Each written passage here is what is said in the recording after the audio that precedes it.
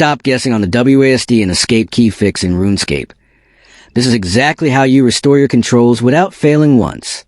Most other tutorials are confusing or just plain wrong because they tell you to reinstall the game when the actual issue is a simple chat toggle. Before you panic, you need to understand the logic or you will just get stuck typing www while your character stands still. We are going to do this hand in hand and step by step.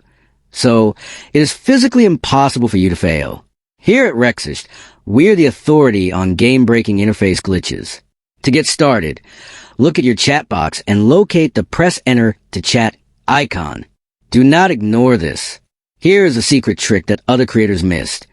Your WASD keys are disabled because the game script has always on chat active, which treats every key press as text. Simply right-click the All Chat tab and toggle Always On Chat to OFF. You are doing great, and we are seconds away from the fix.